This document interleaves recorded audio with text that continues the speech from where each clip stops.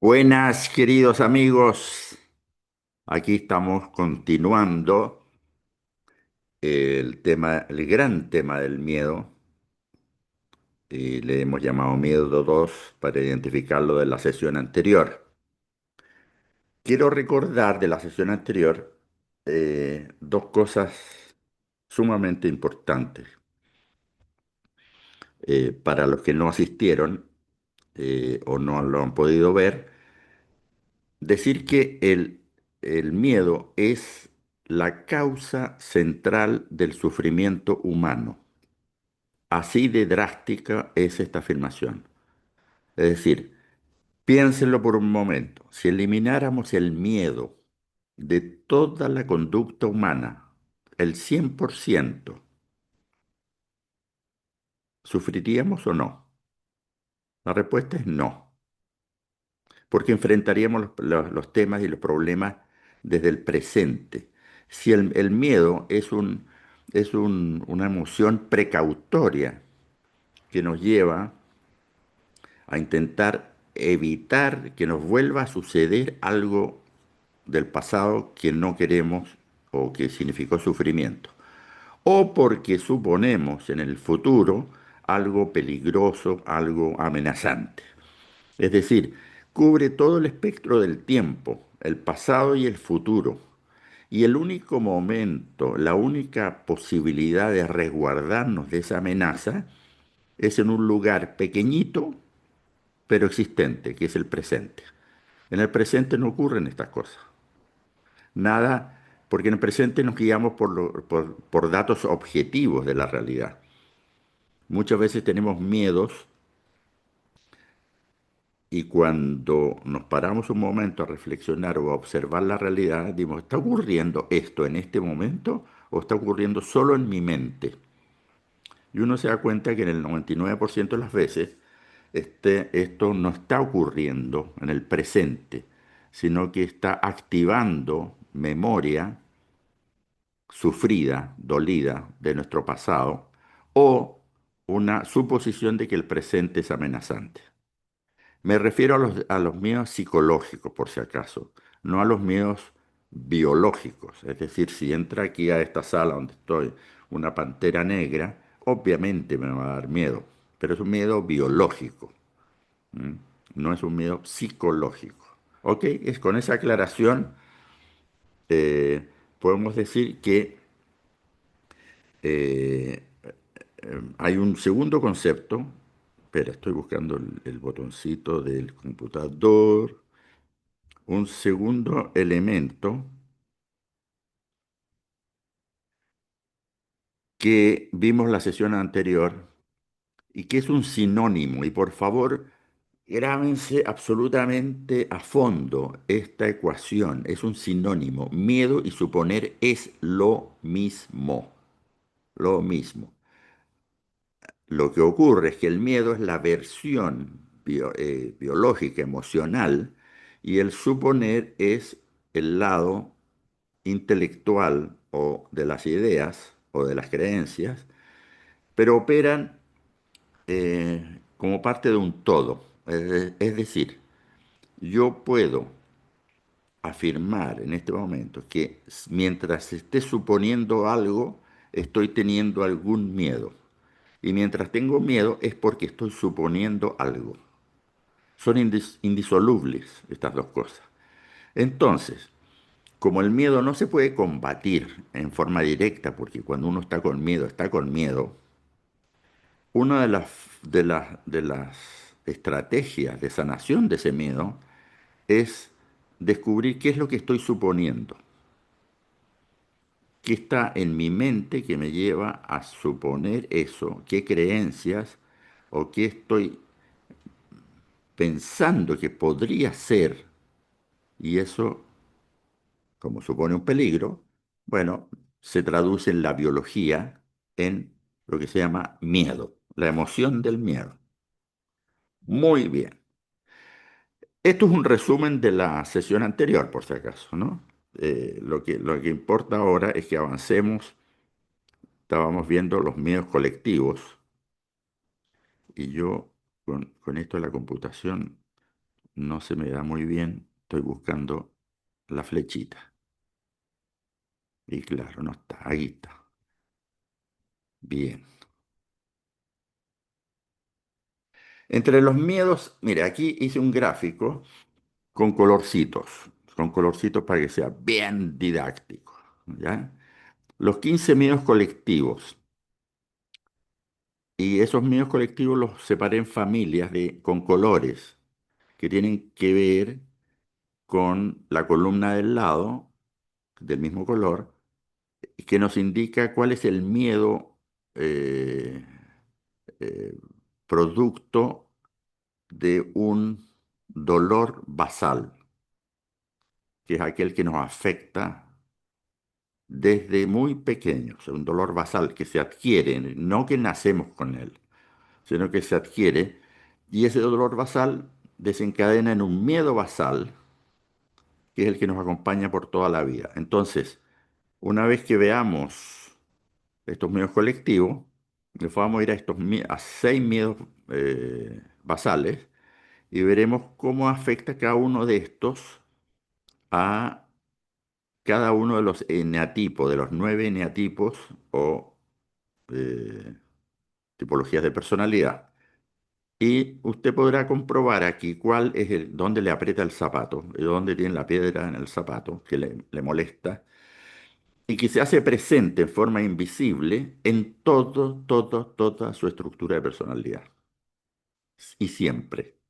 Salvo que uno sea consciente y empiece a combatir ese miedo. ¿Y cómo se combate ese miedo? Con una práctica absoluta, disciplinada, de no suponer. Eso es uno. Y el otro elemento para combatir el miedo es pasar a la acción. El miedo generalmente está cuando nosotros estamos mentalmente combatiendo un peligro, pero no cuando estamos en la acción. Cuando ya estamos en la acción desaparece el miedo, es reemplazado por una decisión, hemos elegido algo. Y aunque tengamos un poco de susto, nuestro foco es pasar, con esa acción, pasar a otro estado que sea menos amenazante. ¿Ok? Bien. Entonces, fíjense, revisamos la semana pasada o la sesión pasada el miedo a la desprotección. El miedo a la desprotección es lo que sentimos casi todos los ciudadanos respecto al Estado, ¿no es cierto? Sentimos que tenemos que vivir en defensa propia, tenemos que eh, tomar precauciones con la salud, con el crédito, con la cuenta del banco, con el trabajo, podemos ser despedidos, etcétera. Estamos en una situación en que tenemos que alertarnos para sentirnos protegidos, autoprotegidos, porque sentimos miedo a la desprotección. Esto tiene que ver con el miedo al abandono, a ser víctima de las circunstancias, de la realidad, ¿no? Bueno, el miedo al fracaso, obviamente, esto es algo que está inculcado. No serás nadie en la vida, si no haces esto, fracasarás, si no haces aquello, serás rechazado, etcétera, etcétera. Entonces, desde muy pequeñito estamos siempre con miedo al fracaso. Incluso cuando los niños chicos corren y hacen carreras en los juegos, perder es algo espantoso, algo espantoso. Y por lo tanto todos van a criarse en un ambiente competitivo para evitar el fracaso. Pero eso es lo externo. Pero hay algo, un miedo más interno, que es el que se siente sin manifestarlo y que inhibe para la acción, incluso inhibe para la competitividad. Sin embargo, la persona está permanentemente comparándose con el resto y siempre siente que pierde, que es insuficiente, que hay otra gente mejor que yo, Hay gente más inteligente que yo, gente más bonita que yo, gente más saludable que yo, gente más musculosa que yo, gente... Siempre ganan los demás. Entonces esa característica, ese miedo a ser insuficiente, está en directa relación con el gran tema de la autoestima. Entonces, ¿cómo se mejora la autoestima? Bueno, ya veremos ese tema, ya veremos ese tema. Lo importante es tener claro que ser insuficiente proviene del compararse, desde la comparación con los demás o con algún modelo ideal de ser humano que está en nuestras mentes, que nos inculcaron o que nos grabaron en nuestros cerebritos de niño y nos dijeron, tienen que ser así, así, así, así, así. Esto está muy ligado al deber ser. Entonces, soy insuficiente respecto al deber ser, a lo que la sociedad y la cultura me indica. ¿Ok? Bien, pasemos al siguiente. El miedo al castigo. El miedo al castigo, eh, generalmente la gente asume como castigo que a uno lo encierren en una pieza de niño y no lo dejen salir en 2 días, o que te quiten el celular, o que no te dejen ver televisión, etcétera, etcétera, ¿no? Bueno, eso es la formalización de un castigo externo, pero hay un castigo previo, que es el interno, que es el miedo a equivocarse. Miedo a equivocarme permanentemente. Entonces, con eso estoy con dudas de que si lo que hago está bien o está mal. Sí, me irán a castigar, me irán a criticar, me irán a reprimir, etcétera, etcétera. Entonces yo tengo un miedo terrible que me lleva a ser muy dudoso para tomar decisiones, inseguro y al mismo tiempo desconfiado, desconfiado de mí mismo. Ese miedo al castigo es uno de los peores castigos, porque es el castigo que uno se imagina a sí mismo si llegara a equivocarse. Y para no equivocarse es mejor no hacer. Por lo tanto, el estado de no intervenir la realidad te salva del miedo a equivocarte, no tomas decisiones y te arriesgas menos. Por lo tanto, imagínense liderar un grupo o un proyecto teniendo ese miedo, obviamente que te lleva a un fracaso seguro, ¿no? Bueno, el miedo a la represión es un miedo que proviene de afuera. Es si me porto mal, si rompo el deber ser de la sociedad, de la cultura en que vivo, entonces seré reprimido como rebelde, revoltoso, desambientado, antisocial, comunista, lo que quieran ponerle. Es un miedo que viene desde afuera y que se hace sentir de tal manera que todos sabemos que si pasamos una cierta línea, vamos a ser reprimidos. No quiere decir pasar la línea de la ley, porque normalmente todos estamos dentro de la ley, salvo los delincuentes, ¿no? Que es un porcentaje menor de la población. Pero todos sabemos que no es bueno hablar de ciertos temas en público o en una reunión social. Todos sabemos que hay que anteponer el yo creo, yo pienso a mi modo de pensar o desde mi perspectiva para que no te repriman con esa palabra espantosa que es no seas soberbio, ¿no? Bueno, entonces hay un sistema de control externo. Ya no es el castigo que yo mencionaba hace un momento atrás, ya no es el castigo que yo tengo eh, que es un miedo a no equivocarme, sino que este otro es, si me equivoco, ¿qué me pasa? ¿No? Eso hace que uno se autorregule en la sociedad, ¿no es cierto? Entonces uno sabe en qué grupo puede hablar ciertas cosas, en qué grupos no. Y eso puede tener una ventaja para la convivencia, pero ojalá sea por respeto y no por miedo. Esa es la gran diferencia. Bueno, pasemos al miedo de la carencia. Este miedo es más biológico, ¿no? Es más biológico, ¿y si no llego a fin de mes? ¿Si no tengo esto? ¿Si me enfermo? Tiene más que ver con la biología que con la psicología. Ahora, yo puedo ser carente de algo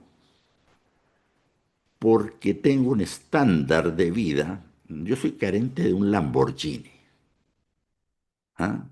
Es una exageración, obviamente. Pero estoy carente y entonces, por lo tanto, sufro. Sufro por tener este miedo a la carencia y que nunca voy a tener un Lamborghini.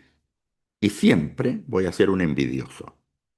Entonces, ¿de qué sufro con este miedo? Sufro de envidia. Es decir, quiero tener algo que no puedo tener. Incluso me llega rabia que otros tengan lo que yo no tengo. O sea, el miedo a la carencia es terrible.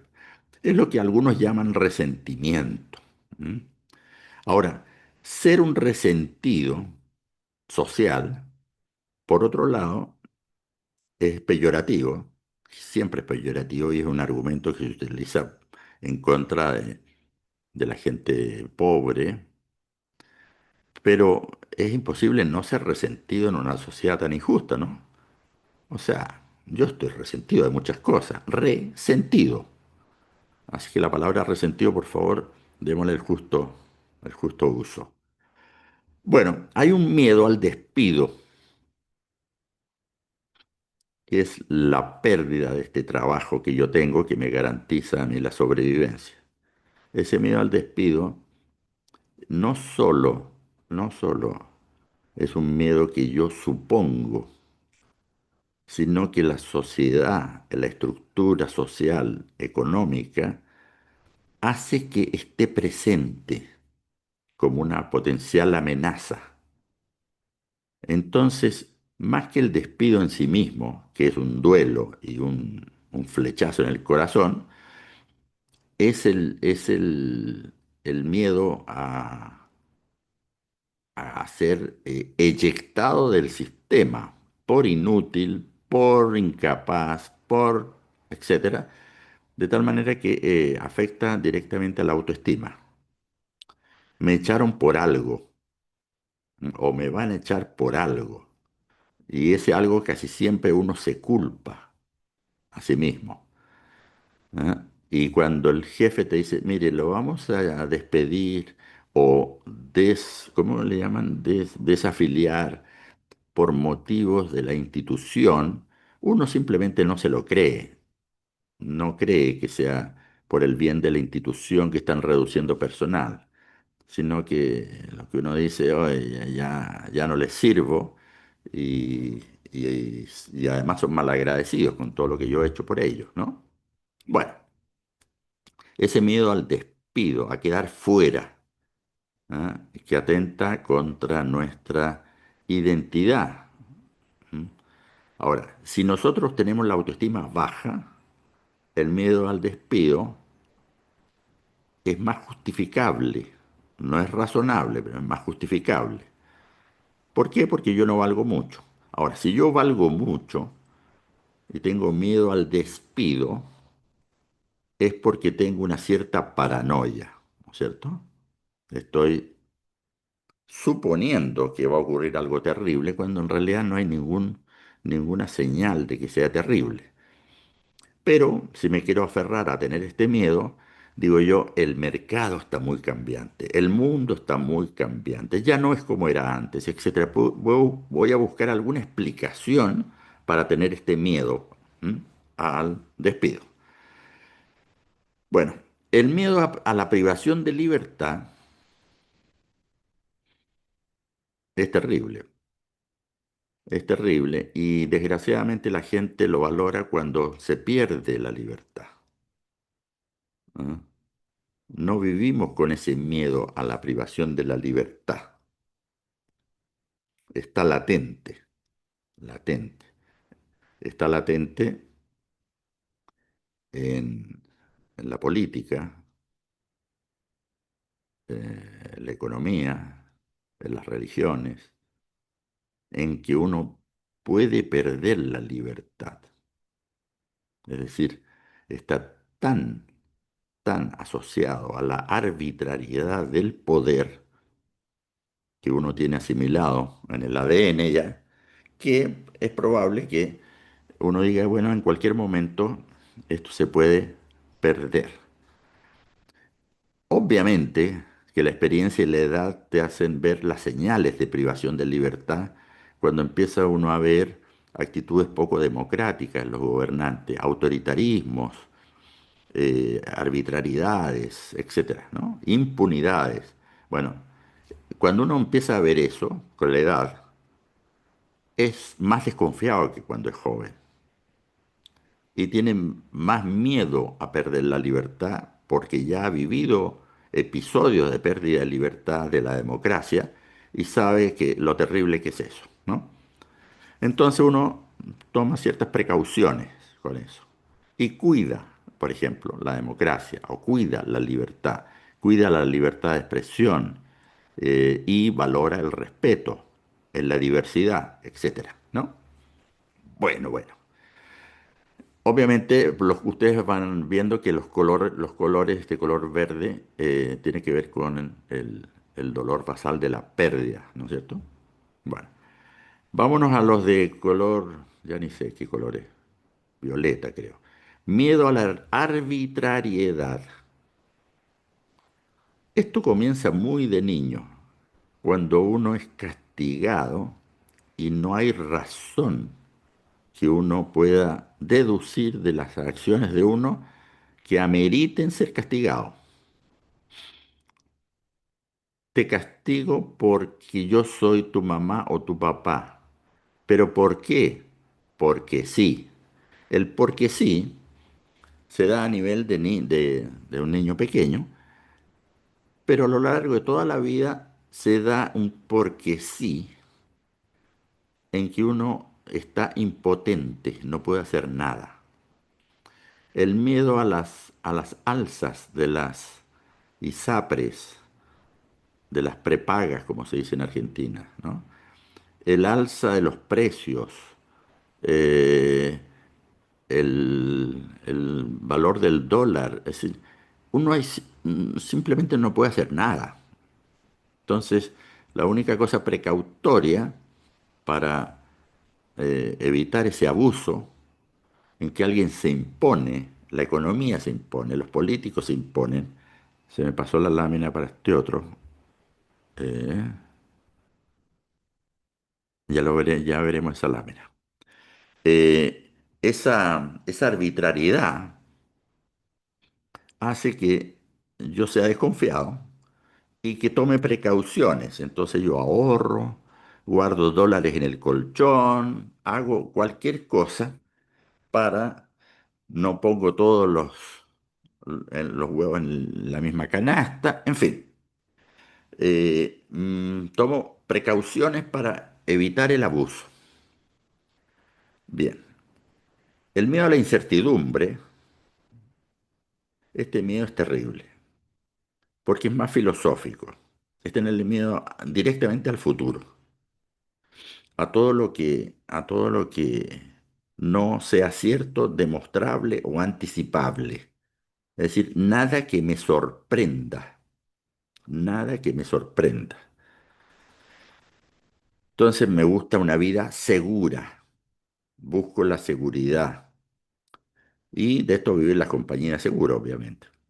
De que yo tenga eh, asegurada la incertidumbre. ¿Ya? Entonces, y en el plano de la salud, cuando te dicen, mire, usted tiene 5 factores de riesgo, está en riesgo, y a uno se le acelera el corazón. Obviamente, uno está en riesgo siempre porque está vivo, pero te hacen creer que uno está en un inminente peligro, la incertidumbre. Entonces, si no me da cáncer, me da un infarto o me da o la glicemia se me dispara y la diabetes, etcétera. Y bueno, y siempre hay un elemento de incertidumbre que está amenazante. ¿Qué irá a pasar? ¿Qué irá a pasar en política? ¿Qué irá a pasar en las próximas elecciones? ¿Qué irá a pasar con la pérdida de valores? ¿Qué irá a pasar con la siguiente generación de chicos y chicas? La lista es infinita. De este tema, este miedo a la incertidumbre, que no es de hoy, sino que es desde Adán y Eva hacia acá, es que nacieron para mitigarlo las religiones que tienen un relato donde hay, por ejemplo, en el cristianismo hay una vida eterna, lo cual está asegurada si te portas bien. En la presencia de Dios, certidumbre, a la diestra de Dios Padre, certidumbre, tiene un premio el sacrificio que tenemos que pasar en este valle de lágrimas que solo son incertidumbres. Me puedo enfermar, morir, tener- perder un familiar, un divorcio, un trabajo, todo es incierto, pero hay algo cierto que es el perdón de Dios. Entonces compensa. Otra forma de mitigar esta incertidumbre es la filosofía, que busca un sentido a la vida, el para qué estoy aquí. Entonces estoy aquí en la vida para ayudar a los demás, por ejemplo. Entonces ya cualquier cosa que yo viva como incertidumbre cobra sentido al alero de que estoy ayudando a los demás seres humanos. Entonces tiene sentido mi vida, ¿no? Bueno, sobre la incertidumbre es gran capítulo, ya lo veremos junto a otro tema de la naturaleza humana en capítulos posteriores. Pero bueno, el miedo al abuso, el miedo a que, traducido, es el miedo a que se aprovechen de mí,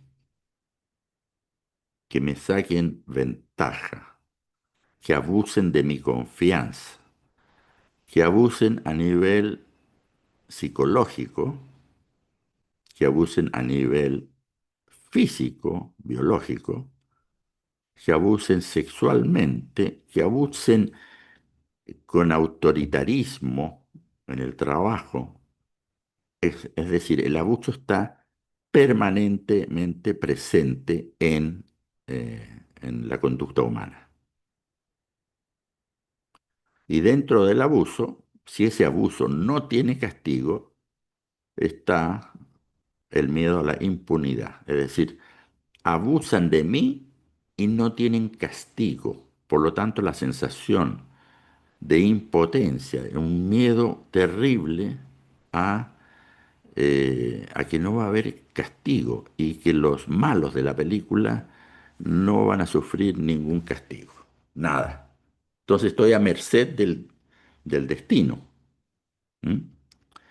Bien, los que están en rojo, el miedo a no pertenecer, por ejemplo, el miedo a no pertenecer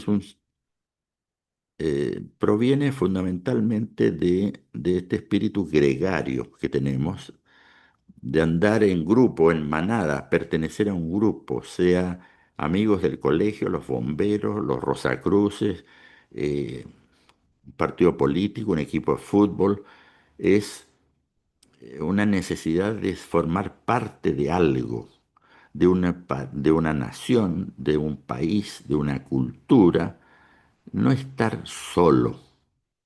Entonces el pertenecer es una búsqueda para no estar solo en el mundo. El miedo a la exclusión es cuando los demás te dejan fuera. Los demás te dejan fuera porque eres indeseable, eres molesto, eres eh, rebelde, ¿cómo se llama? Conflictivo, etcétera, etcétera, ¿no?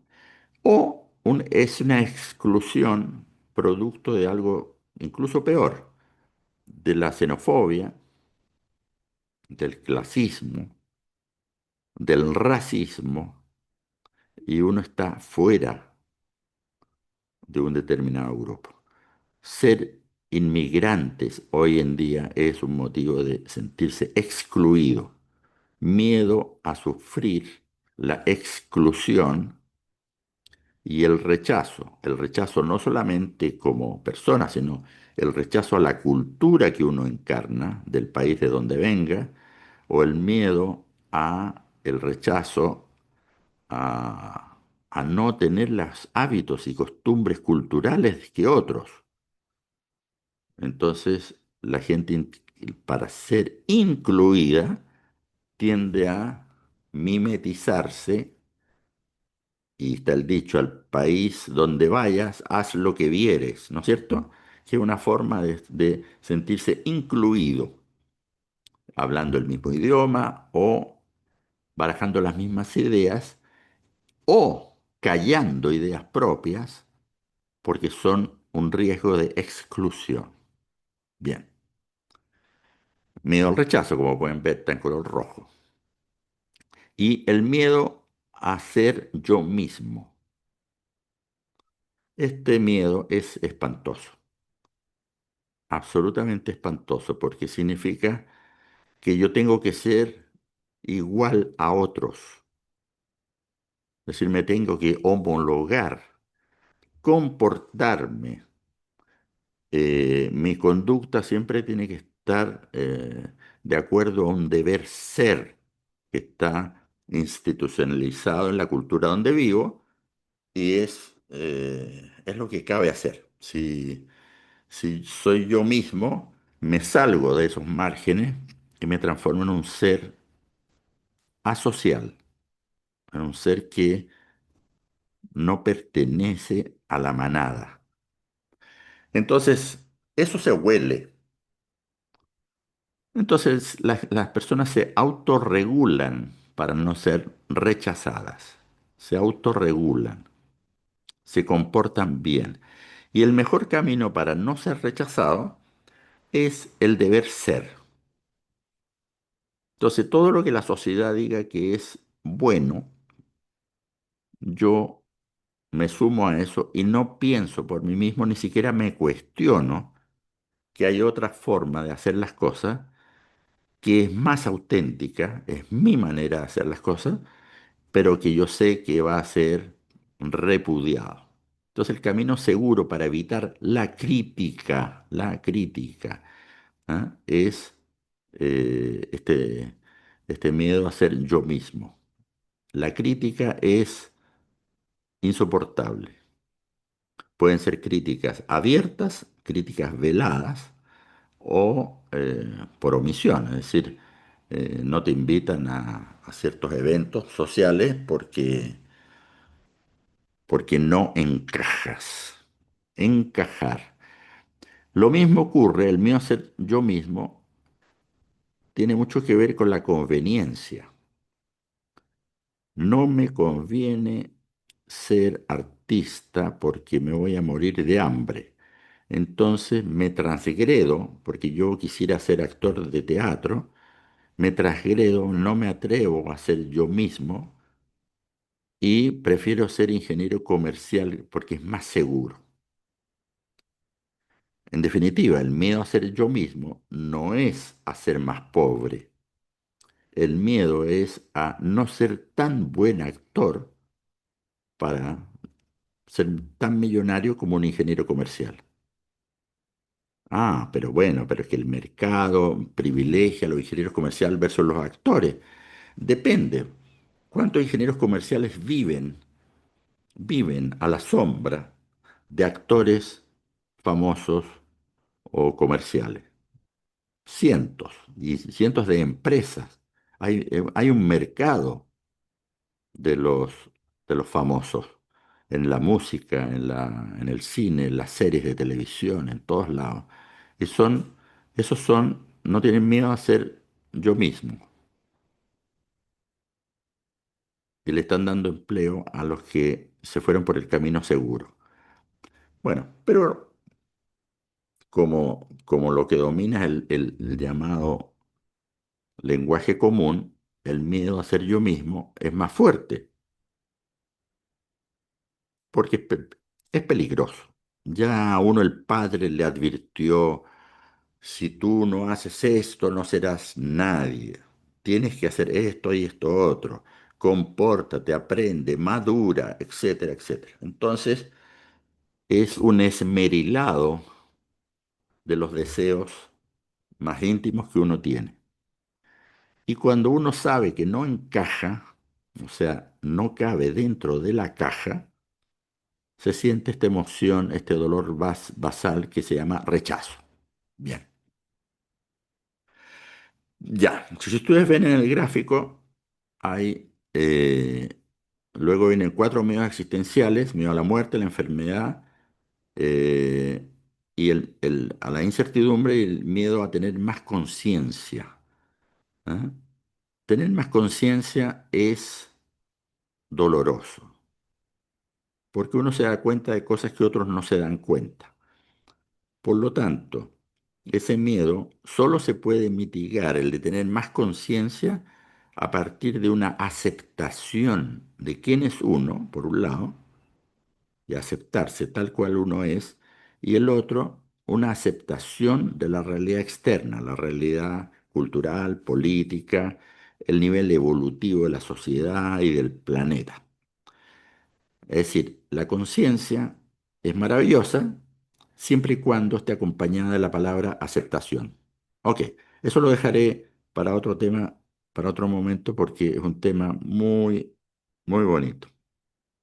Bueno, pasemos ahora a los miedos de cada tipología de personalidad. ¿Qué les parece? No sé cuánto rato llevamos de programa, pero sigamos. Bien, empecemos por el uno. En el gráfico, eh, el uno tiene un miedo espantoso a ser criticado, el eneatipo uno. Por lo tanto, se comporta bien, es de los que más se aferran al deber ser y tienen una actitud, una autoestima, que está en azul, ¿se fijan? Una autoestima baja que se expresa en la frase no valgo, no valgo lo suficiente. Por lo tanto, me tengo que esforzar, pero mucho, mucho, mucho, para ser una persona valiosa. Sin embargo, son optimistas, porque hacen este esfuerzo, lo hacen desde el optimismo, porque ser pesimista sería motivo de ser criticado. Ok. El- Veamos todos los miedos, los nueve miedos, y usted se identifica con alguno de ellos si es que todavía no sabe algo de eneagrama. Ok. El eneatipo 2 son las personas que andan regalando y haciendo favores a medio mundo, ¿no es cierto? Bueno, estos eneatipos tienen el miedo a no ser queridos, o sea, han sufrido el síndrome de abandono de muy pequeño y tienen el miedo terrible de no ser queridos. Entonces, como piensan que no merecen, no merezco, tienen la autoestima baja también, no merezco ser querido. Entonces, ¿qué hacen en la vida? Básicamente, hacen méritos. No merezco méritos. Entonces esos méritos descubrieron que esos méritos consisten en ser generoso, dar, regalar, andar preocupado del otro, etcétera, y además generar vínculos, ser optimista. Entonces son encantadores los números dos y son muy, muy generosos. Pero lo que no saben es que esto proviene de un miedo, ¿no? Como todos los genotipos, muchas de las cosas que parecen virtudes provienen de un miedo. En el caso del 3, que son los empresarios, los gerentes, los exitosos, bueno, estos no tienen mucho miedo porque tienen la autoestima alta. Entonces, si bien temen ser rechazados, han encontrado una fórmula de lo contrario, ser aceptados.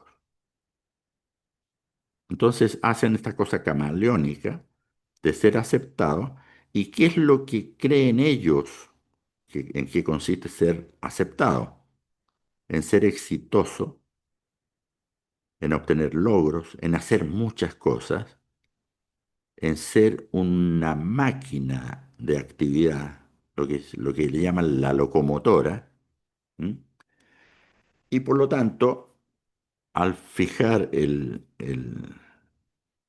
la meta de aceptación en el logro y en el éxito, caen básicamente en el pecado de la vanidad. También son optimistas, porque un exitoso no puede ser pesimista ni pusilánime, porque le iría pésimo en la vida. Entonces son optimistas también. El 4, el clásico artista, también tuvo este problema de infancia del abandono. Y también, al igual que el eneatipo 1, piensa que no vale. Entonces, ¿qué hace? Busca su identidad permanentemente intentando ser diferente al resto. Es decir, lo contrario del eneatipo 1, que quiere ser, que quiere aferrarse al deber ser a toda costa, porque es un camino seguro, ya recorrido. Lo que busca el 4 es un camino único, especial, diferente, porque eso le va a dar una identidad tan valiosa que es imposible abandonar a alguien que es una joya. Imposible. No son optimistas como los unos, son más bien pesimistas y muy aferrados al pasado, por lo tanto son melancólicos. En general los artistas tienen esta predisposición. En cambio el eneatipo 1, que es optimista, está más aferrado a su propio esfuerzo y por lo tanto al futuro. El 4 está aferrado al pasado. Bueno, el 5 son nuestros queridos ratones de biblioteca, los pensadores que valoran el conocimiento y la sabiduría y la expertise en algo.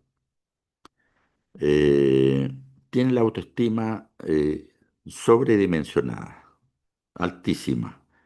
Y altísima no en cualquier cosa, sino que en inteligencia. Se sienten más inteligentes, lo disimulan porque saben que socialmente está muy mal visto, porque parecer soberbia, y tienen una visión un poco oscura o negativa del mundo y de la humanidad, porque hacen unos análisis que no dan buenas conclusiones. Entonces, este eneatipo 5 tiene el miedo a ser invadido.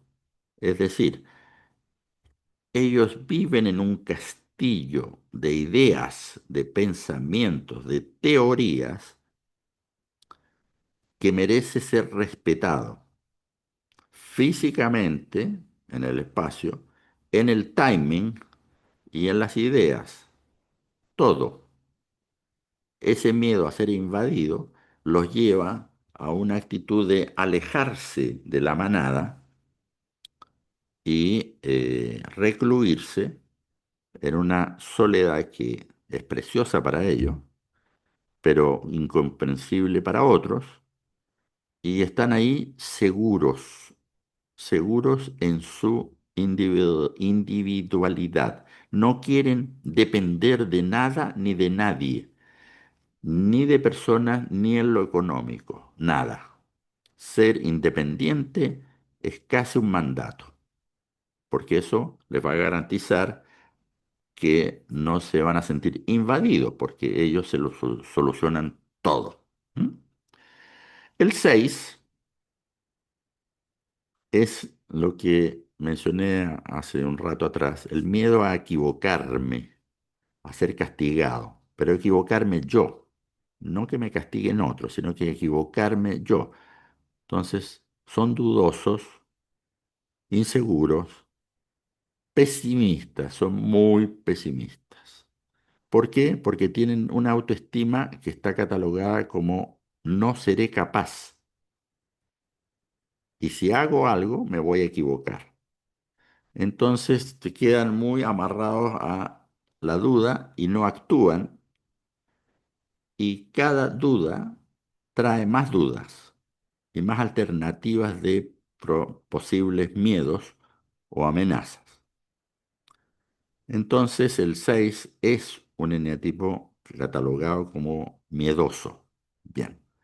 El 7 es un optimista porque no quiere sufrir por ningún motivo. No quiere sufrir y tiene una autoestima buena, incluso a veces sobredimensionada. Se siente más de lo que es, ¿no?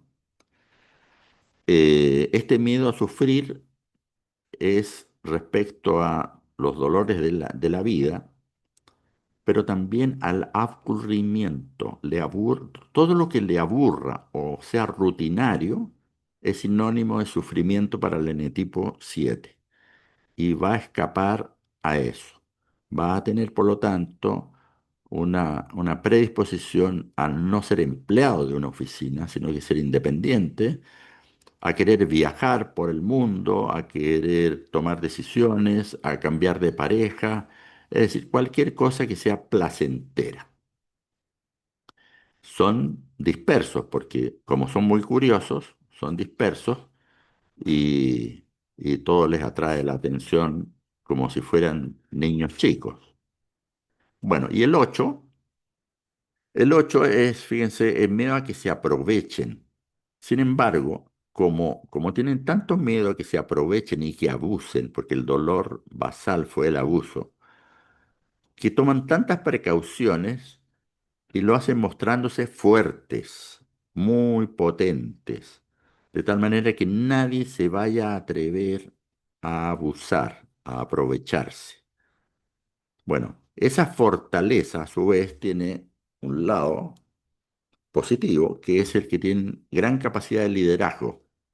Son optimistas y saben hacia dónde dirigir las metas y exigen lealtad a sus seguidores, lealtad permanente, y además son puestos a prueba periódicamente. Eh, Demuéstrame que sigue siendo leal a mí. ¿Por qué? Porque desconfían y la palabra que más temen, y ese es un miedo espantoso, a la traición. Traición. Entonces, todos aquellos que no están con el 8 corren el riesgo de ser catalogados como traidores. ¿Ya? Bueno, el neatipo 9, el último de la serie de hoy, sufre de lo mismo que el 6, no seré capaz, pero a diferencia del 6, es optimista.